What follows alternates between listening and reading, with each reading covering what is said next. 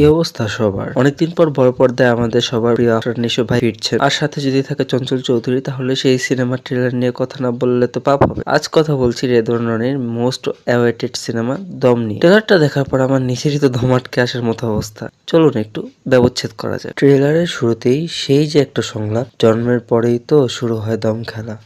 পুরো গায়ে কাটা দেওয়ার মতো ভাইব। কাবাডি খেলার সেই যে দম ধরে রাখার লড়াই, সেটাকে জীবনের সাথে যেভাবে মেলালো, তাতেই বোঝা যাচ্ছে এটা স্রেফ কোনো অ্যাকশন সিনেমা না, এটা একটা সার্ভাইভাল থ্রিলার। এমন সার্ভাইভাল থ্রিলার মনে হয় না বাংলাদেশের আগে হয়েছে। গল্পটা আবর্তিত হচ্ছে শাহজাহান ইসলাম নূরকে নিয়ে। সে জিম্মি হয়ে আছে, আর তাকে ছাড়ানোর বদলে দাবি উঠেছে কুখ্যাত নেতা বহার উদ্দিনকে মুক্তি দিতে হবে। হাতে সময় মাত্র 2 দিন। ভাবুন তো কি লেভেলের টেনশন। এবার আসি আমাদের নিশো ভাইয়ের লুকে। সেই রাফ অ্যান্ড টাফ দাড়ি, চুলে হালকা পাক ধরা, জাস্ট ফাটাফাটি। তবে সারপ্রাইজ ছিল পূজা চেরি। পূজা চেরিকে এরকম র লুকে এর আগে কখনো দেখা যায়নি। সে বস্তা পচা সিনেমায় বেশি একটা করতো, কিন্তু এবার তাকে বেশ ফ্রেশ লাগছে। পূজা নিশো ভাইয়ের এই প্রথম কোলাবোরেশন কিন্তু বেশ সুন্দর। ট্রেলারে তাদের কেমিস্ট্রিতে একটা অদ্ভুত মায়া আছে, আবার এক ধরনের অসহায়ত্ব আছে। পূজা চেরির অভিনয় এই মুভিতে তাকে একটা অন্য উচ্চতে নিয়ে যেতে পারে বলে আমার ধারণা। ট্রেলারে একটা জায়গায় শোনা যায় 1 কোটি আফগানি মুদ্রার কথা।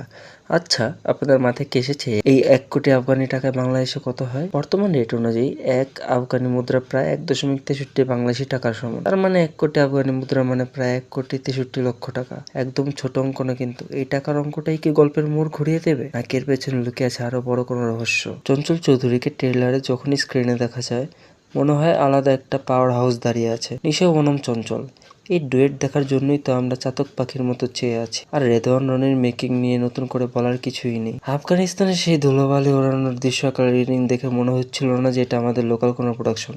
আর হ্যাঁ, এটা আফগানিস্তানের গল্প হলেও পুরোটা শুটিং হয়েছে কাজাকিস্তানে। তবে যাই হোক, এক কথা এটা কিন্তু একেবারে ইন্টারন্যাশনাল স্ট্যান্ডার্ড।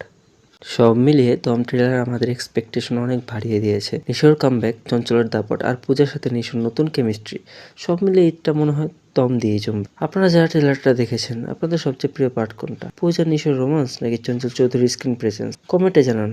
আর ভিডিওটা ভালো লাগলে লাইক দিন, আর বন্ধুদের সাথে শেয়ার করে জানিয়ে দিন নিশো ইজ ব্যাক। হ্যাঁ, তবে আইতাসি রাক্ষস নিয়ে। আইতাছি।